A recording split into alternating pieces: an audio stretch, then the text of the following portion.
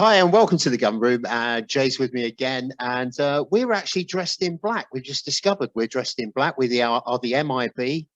We're obviously in mourning for this FA Cup disaster, but we'll get to that. Don't worry about it. How are you, Jay? Yeah, good mate. Cheers. Not too bad. Finished crying? Yeah. I mean, what else can you do other than just laugh after what we saw on Sunday evening? Oh my God. I mean, it was bad stuff.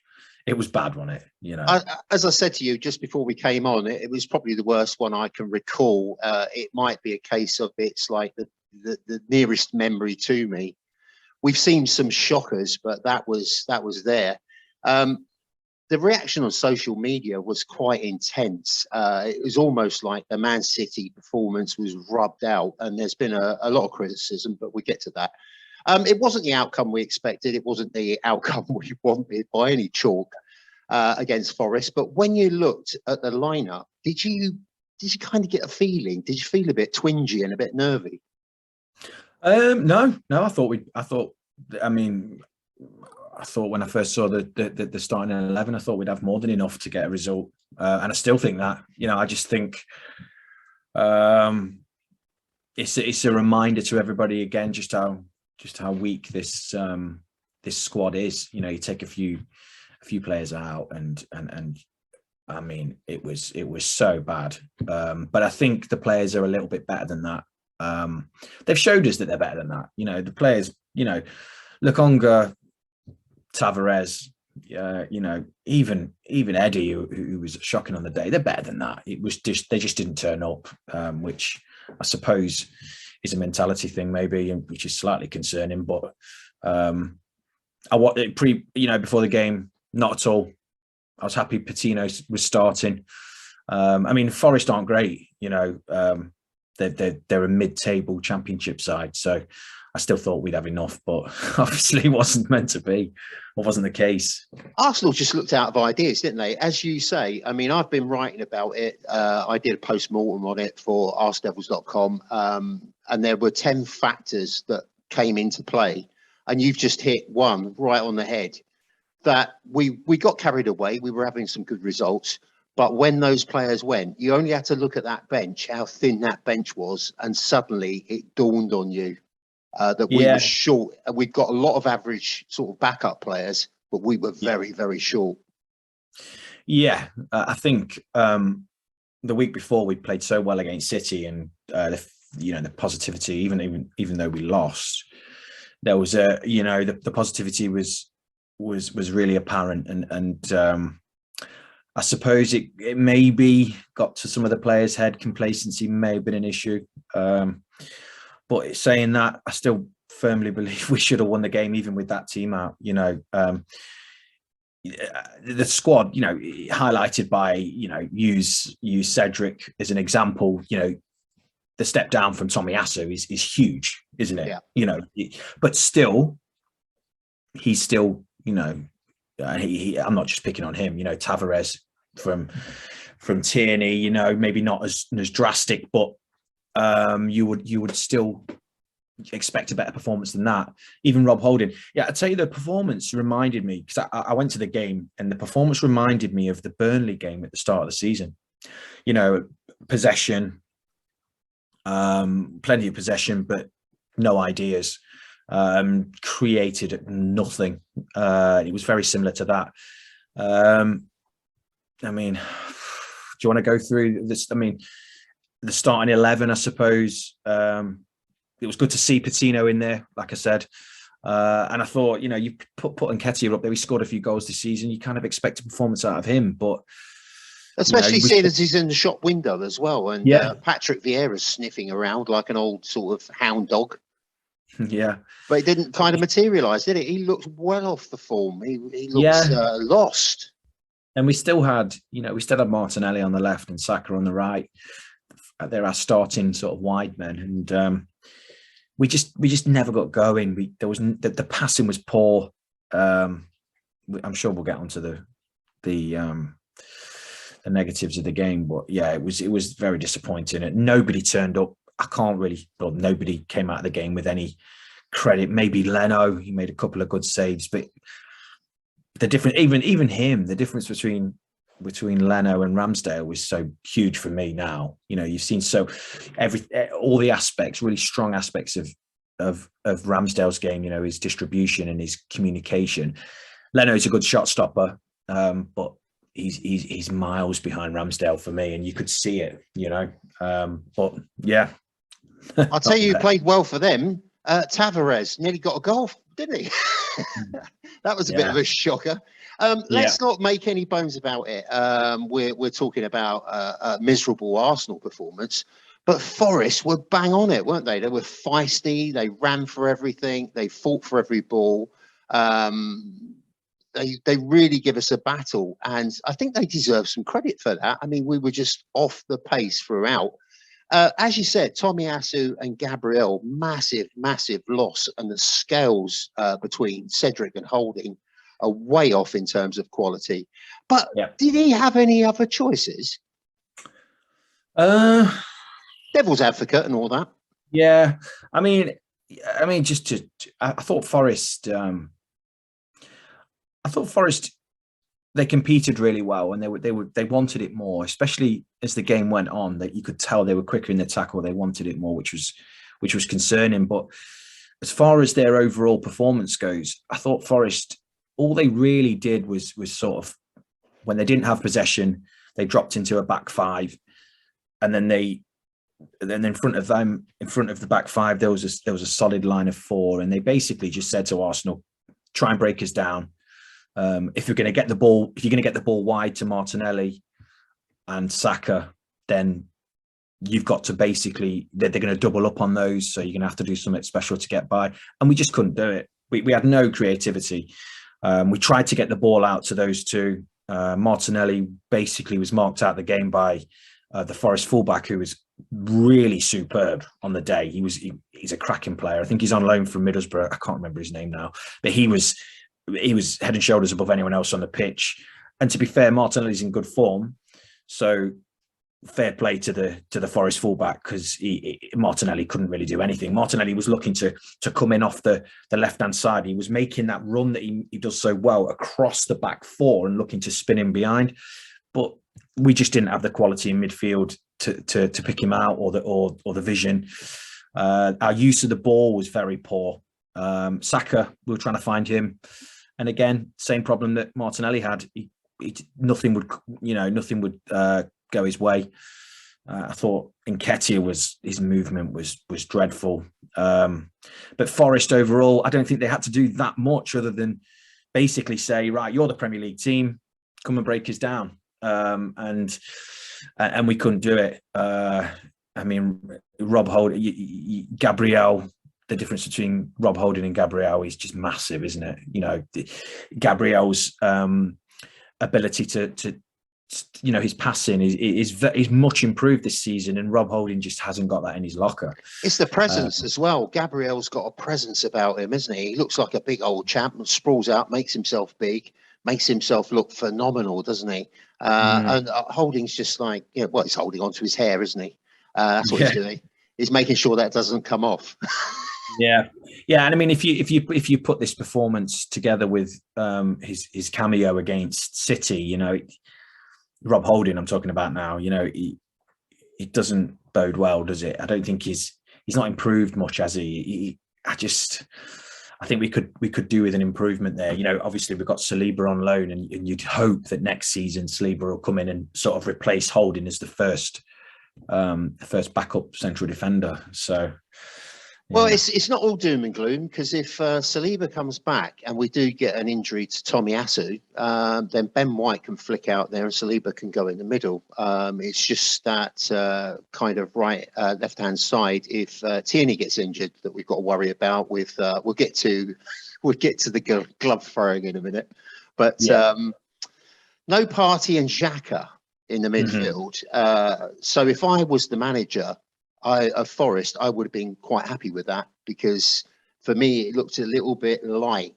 You had, I think the biggest problem was Lokonga hadn't had a match for quite a while, and then we expected him to come in and look the part, and there he was with an even less experienced player And that's a baptism of fire, that one, isn't it? Hey, throwing him in for that one. Yeah. I mean, I still, out of the summer signings, you know, Lokonga has shown me the least. You know, I think I wouldn't say the jury's out on him because he's such a young player, but he's been steady, hasn't he, without being outstanding this season from what we've seen of him. And I mean, again, it was another one of those performances that, yeah, he got plenty of the ball, Lokonga, but he didn't really do too much with it.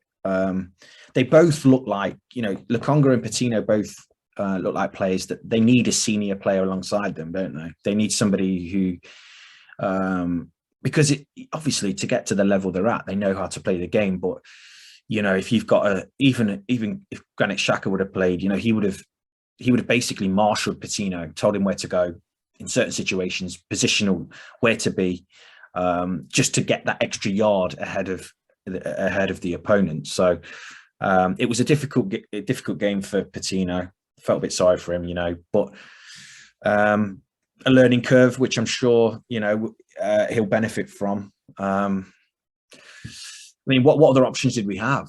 You know, in centre midfield, Maitland-Niles, he went to Roma before the game. You know, we don't have too many options in there, do we? Well, on social media, quite a few people were slagging Arteta off, and it's the player that wanted to go. I mean, you know, we wanted to hold on to him, and we still didn't play him. So what's the player supposed to do?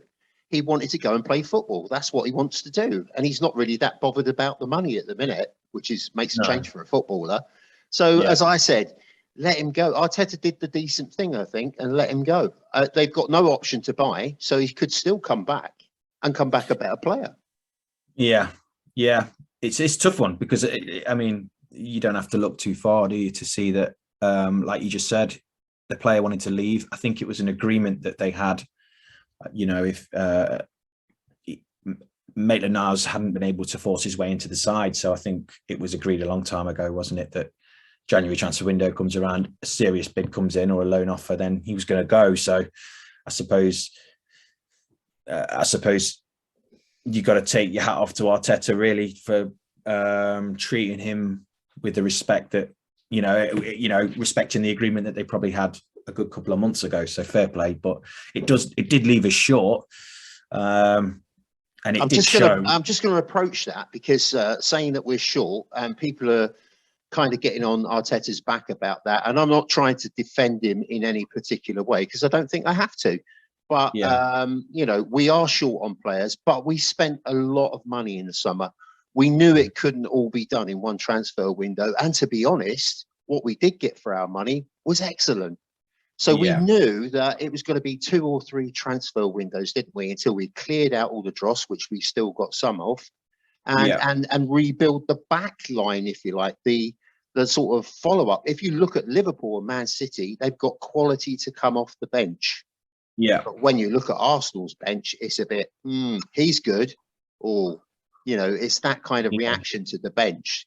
So I think it's just about kind of balancing the argument, and it's getting lost on social media. It's like, you know, they should have used the subs earlier. For me, Lacazette, I don't know about you, but Lacazette should have come on earlier, I think. But the other options, we don't. I mean, no, they weren't. It was the bench was filled with young players, wasn't it? And Kolasinac, who came on at the end. So it's paper thin. What was that about? Fill me in. We're down, and then he puts a defender on. What's that about? Arteta? Yeah, no. I mean, you see a few people, don't you, saying that it was more like a symbolic substitution to show those that make the decisions that we've got. You know, what was that? Symbolics. So to sort of show that we've got such a weak squad. You know, I mean, Kolasinac, he needs to go, doesn't he? Cedric, there's a few of those players. You know, Leno, he's not really. He did all right, but you know, he knows he's not going to be there long term. Cedric, Kolasinac, even Holding, you know, Nketiah. These are players that have no future at the club. You know, there was no play. The Kolasinac shouldn't have even got on the bench. I've never really understood the Nketiah inclusion, even going back a good few games where it was made public that he hadn't signed a new contract or refused to sign a new contract because he wants to go and play somewhere else, then Arteta starts to play him. I've found that decision baffling, because you've got somebody who, okay, he's not come out and said those words that he doesn't want to play for the club anymore, but his actions obviously speak louder than those words. And then he finds himself involved in the first team. And out of, he's grew up in that group of players. He comes from that group of the Bukayo Sakas and the Smith Rowe, and he's come from that group from Hale End. And whereas, Bukayo Saka, Smith Rowe, Martinelli, those players can have bad games. Like Saka and Martinelli against Forest, they didn't play very well. However, they're young enough, and they've also showed us that they are the real deal, right? They will have these bad games because they're young. And you can put Smith Rowe in this as well. Martinelli, Smith Rowe, Saka, they will have bad games from time to time, but in general, they've showed us that they do have the ability. They're exciting prospects that you're going to give them. You're going to let them off for a bad performance, aren't you? With Nketiah, I've never seen that. I've never seen consistently, I've never even seen it once. I've never seen Nketiah hit the highs that Bukayo Saka has, or Martinelli has, or Smith Rowe has, and I just don't see what Arteta sees in him. I know he says he wants him to play. He wants him to stay, rather, so that's why he's playing. But I've never seen it with Nketiah, and it just his inclusion. I mean, I don't mean to bash him because I don't like, we don't do that on here. We don't attack players, but I think you got to be honest. He's 22 years old now, and I can't think of a time when he's ever hit the heights of Smith Rowe or Martinelli or Saka. And when at the moment, I know we're painfully thin up front, but I would have started Lacazette. I'd play Lacazette. I'd start Lacazette every game at the moment because the alternatives are next to nothing. You may as well play with no striker. Well, I can only assume that we've got someone coming through. We've got someone in our sight, so we're going to splash out. But whether that's true or not, let's move on to the crux of it. Let's rub our hands a little bit, get them warm. 34 minutes on the clock. A really displeased Arteta. I mean, he looked really grumpy, didn't he, on the sidelines? And he hooked Tavares. Mm-hmm. And we got possibly the most interesting part of the match, the most exciting, the angry glove. Yeah. I mean, that was something, wasn't it? It came off very theatrical, almost like a Frenchman, the way he kind of backhanded tossed it. I would have just slung it at someone. Was he right? Was Arteta right to hook him off in that way? Because it's a really embarrassing thing for any player. But we'll let you pick it up. But I think there was reason in my mind. Yeah. I mean, I was having this conversation yesterday with our very own Isaiah, and he was basically saying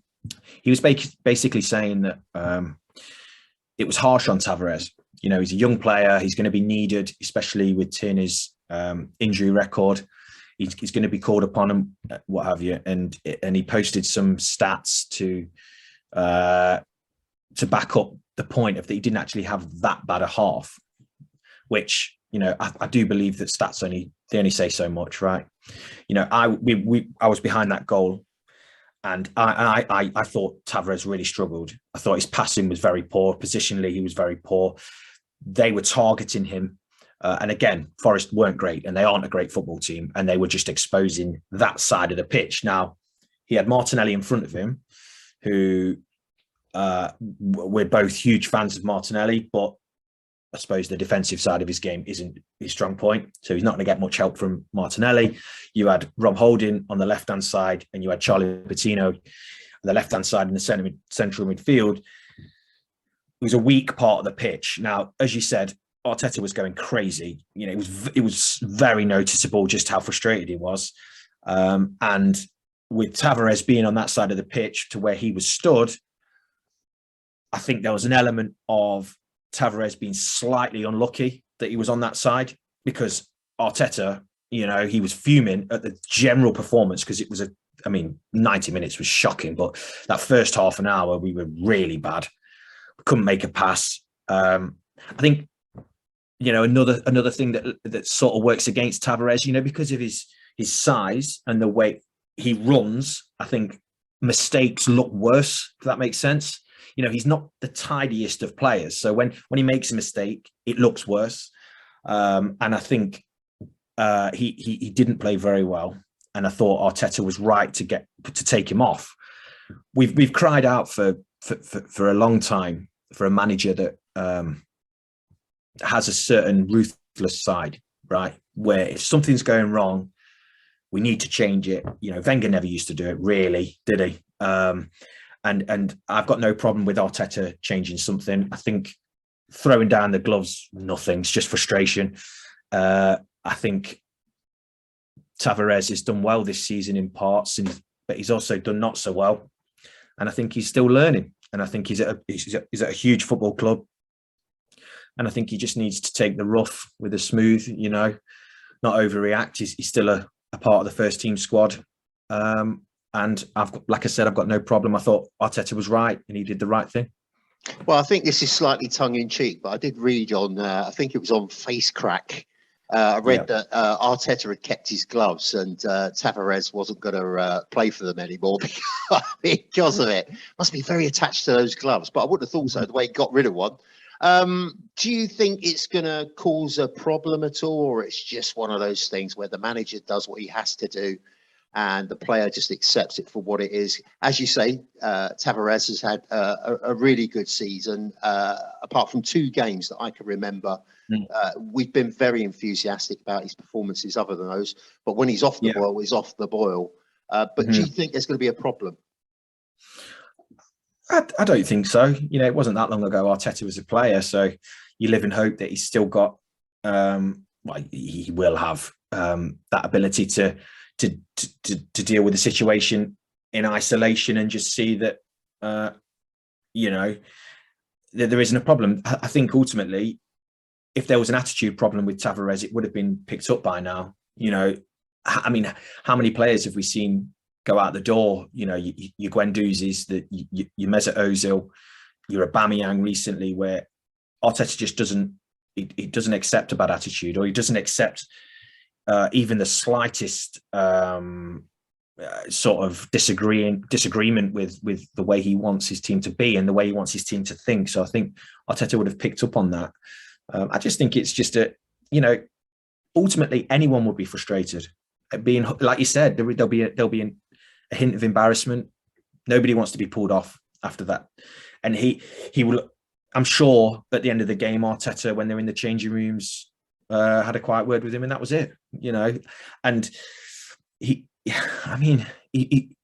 Tavares will also know that he's in his position. You know, Tierney's the senior man on that left-hand side, but Tierney can't make 25, 30 games a season, can he? He knows he's going to get plenty of game time. He just had a shocker, and unfortunately, it looked bad. You know, a lot of people that were around me in the stand in that away end it was very noticeable just how crazy Arteta was going, but also just how badly Tavares was struggling. So no, I don't think it'll be a big thing. I've never quite seen him like that before. He's so animated and so angry and furious. Everything he kind of did looked angry. Blinking looked angry. So annoying. There was a possible penalty shout for Ben White, but I didn't think much of it. A bit shirt pulling, pulled him to the floor. Penalty or not? Well, I suppose if VAR was there, like it should have been in every FA Cup tie, I suppose it was probably. I mean, you'd have to say yes because they've been given, but years gone by, it'd be no. But if you know, I think if there was VAR there and the VAR was being fair and consistent, which it isn't, but you know, if it was being consistent, then I suppose that's a penalty because he pulls him back. But let's pick up on that, because I really want to. In the top of the show, I said about us tearing the FA and EFL a new one, because I don't really understand it. You know, they won't have VAR at a non-Premier League match. This is the oldest competition in the world. Yeah. Why devalue it by not putting all your support behind it and trying to make a good name for VAR, which Christ knows it hasn't got at the minute? I just don't get it. Do you? No. Saturday morning, I had the radio on, and I think it was Saturday morning, Sunday morning, maybe. I can't remember who Liverpool were playing in the FA Cup, but they had the chairman on. I think it was Shrewsbury. They had the chairman on, basically talking about the VAR, and it costs. The chairman said it cost them £9,000 to pay for the VAR for that game. So Liverpool and Shrewsbury would cover it, basically split it down the middle. So I can imagine that, £9,000 to Liverpool is absolutely nothing. But the farther you go down the league, clubs like Boreham Wood or whatever, it's going to be expensive. But to not have it in every ground, it's just, how is that even fair? How can one I know both teams are fully aware that there's no VAR, but it just doesn't make sense. Like you said, it devalues the competition. It also, it just looks messy, doesn't it? You expect the FA to just be better than that. I suppose they they drop a clanger all over the shop, but I don't know. It's just such a Shearer was right after the game last night. How can it not be in every ground? Well, we are also going to discuss Liverpool as well, because they're in the middle of a bit of a shitstorm at the moment regarding that postponement. There was a COVID outbreak. Turns out it wasn't as bad as first portrayed. And it was one player, in fact. The positives turned out to be negatives. And then it was suggested that a group of Premier League clubs wanted the EFL to launch an inquiry. And the EFL said no.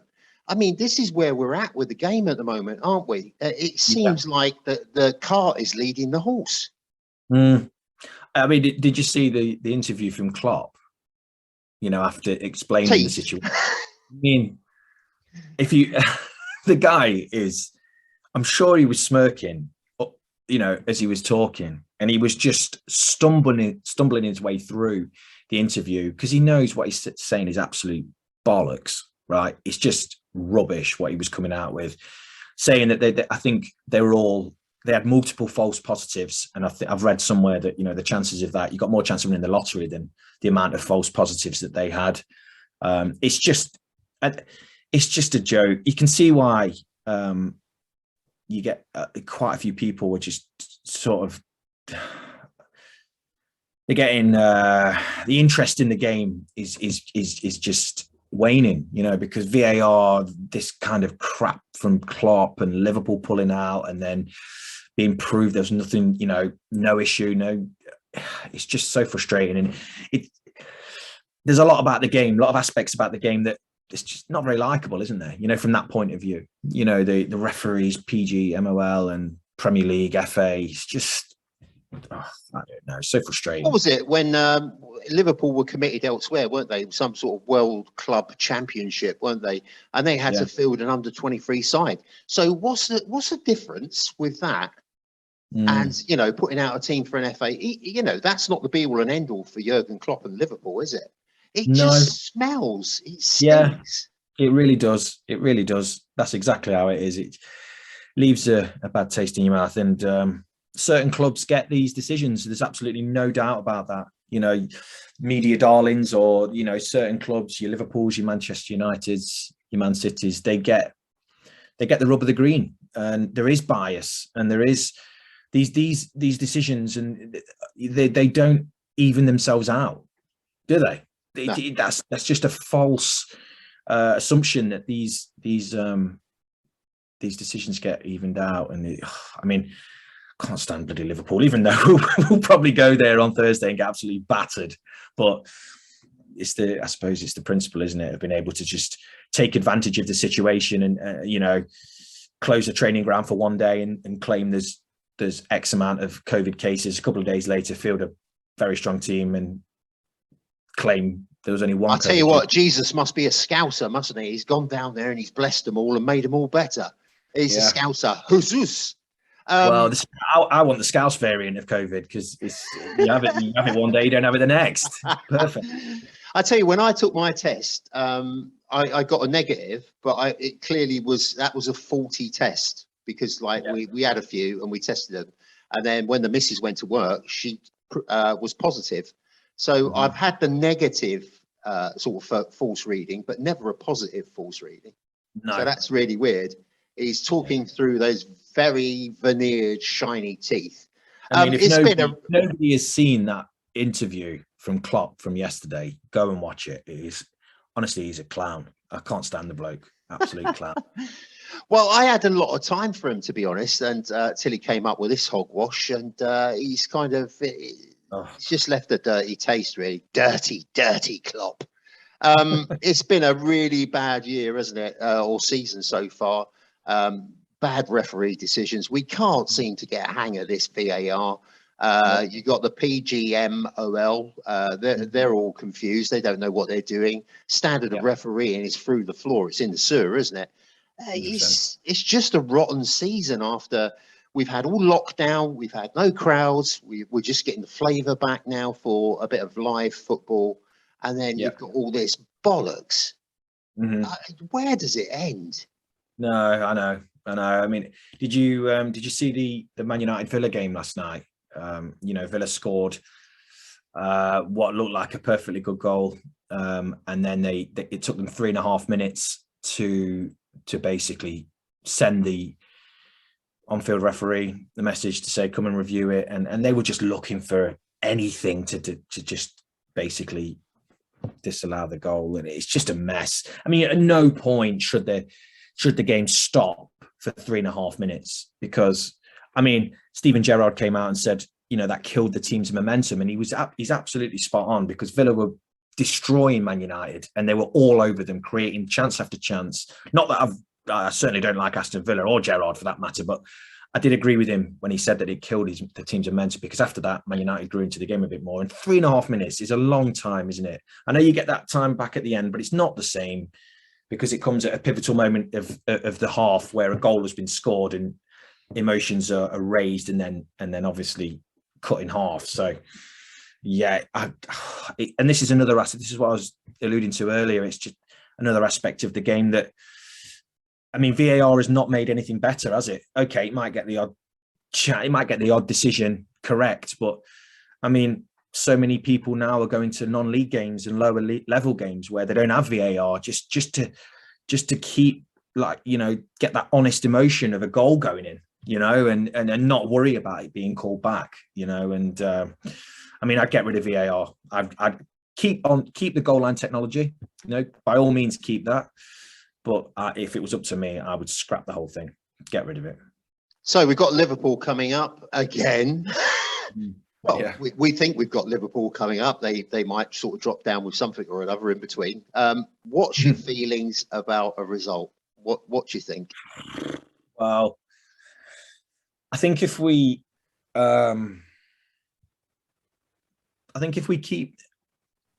lose by 2 goals, I think the tie is going to be over.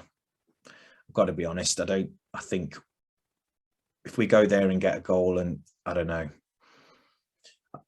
it's so tough, because that Forest game again, as a supporter, it kind of takes you back a couple of steps, doesn't it? Doubt. I mean, Liverpool are a good side. They're missing some key players, but so are we, I suppose. So, honestly, I have no idea. I mean, I don't know. What do you think? How do you think it's going to go?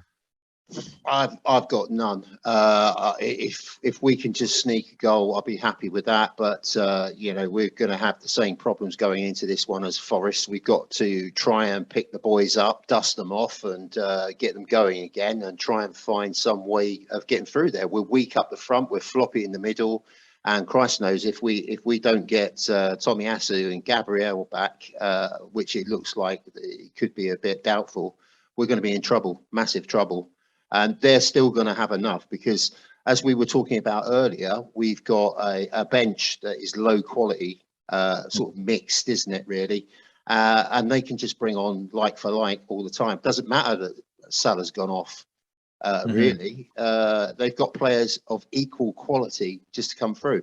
Even the younger players, they're at such a pitch now that they can come on. They're more advanced with their academy players than we are. I mean, with Spurs at the weekend, would you risk Tomiyasu? Yeah, For Liverpool, would you risk it? I mean, I would. I personally would just stick with either Chambers or Cedric at right back against Liverpool, and just keep Tomiyasu for the Spurs game, because for me that's the bigger game. Get a result there, and we're in a great position. But I think we'll go strong. We'll go strong against Liverpool. Oh, what was that?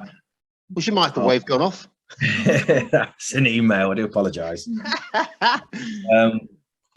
So where I was, yeah. So I think we'll go it's all strong. right. While we've been on, one of my lights has fallen over, so I probably look a bit shadowed at the moment. So yeah, it's all going on here. It's all that's what we do, isn't it? Right, to finish off with, sir, I've got this. It's the you probably can't see it there. It's back to front, isn't it? It's the Premier League Team of the Year nominees. 24 players. Yeah. Right. In there, you've got your Harry Kane, your Lukaku, Foden, Grealish. Not one Arsenal player. Really? Not a one. Wow. I thought Ramsdale might get in there. Yeah, me too. Saka. I mean, I did. Yeah, I thought ESR as well has had a great season. I mean, going back to Ramsdale, can you think of another goalkeeper that's had a better season than him? No, I can't. Not really. You know, Edison, I suppose, but he plays in a great side. But no. The galling thing is Ramsdale's not there, but Martinez is. Is Harry Kane there? Of course. Oh, England captain, isn't he? Yeah, he's there. He scored what, 5 goals this season? Doesn't seem to matter, does it? Yeah, no. Well, I thought I'd put that to you. You can look it up online. Anyone who's wants to have a look and just look it up at the Premier League. And it's you're voting now for FIFA 22. Tomiyasu should be there, shouldn't he? Tomiyasu's had a fine season, a really good season. He should be there. Who knows how these things work, Jay? I think it's just two dusty old boys in a back room sort of going through an upgraded version of Shoot. Do you remember that? I do, yeah. Are you old enough? Oh, I am, yeah. Those were the days, mate. So we will see you when you're back on the pod next, because it's coming thick and fast, isn't it? So we'll upgrade everyone on your position. What are you doing? Are you coming on for the Liverpool one or Spuds? Yeah, we can do whatever you want. I'm available. So yeah, it's just really tight, isn't it? At the minute, they're just coming up. I don't know why I was doing that. I was sort of rubbing my chest, and it felt nice actually. Thick and fast. It's I mean, whichever way you look at it now, we've lost 2 games in a row. So in a week, you know, we play Liverpool twice and that lot. So I mean, by the time we do the next one.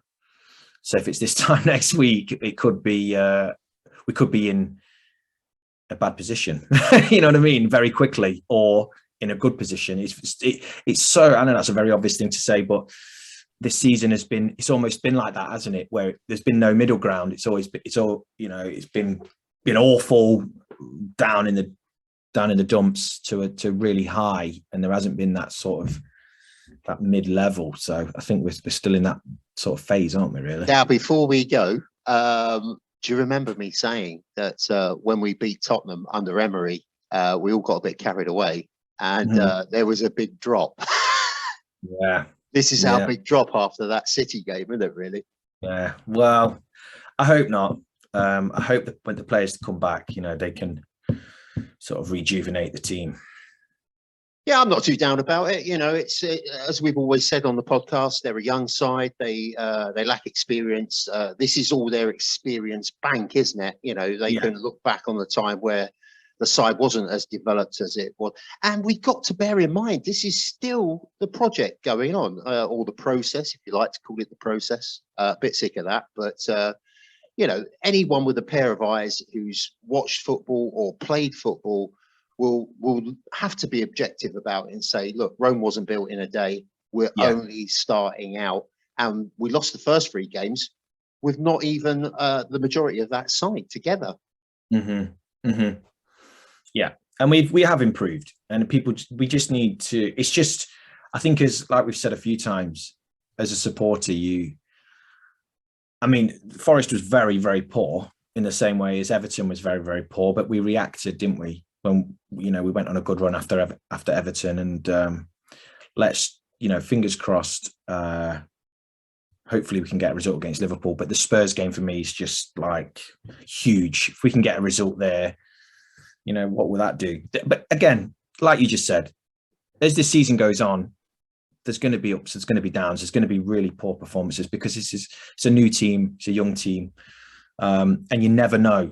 We could end up signing 1 or 2 players in the next couple of weeks, and I mean, what kind of boost, if we get 1 or 2 really good, effective players, what would that do to this squad? Really, it will give us that extra push.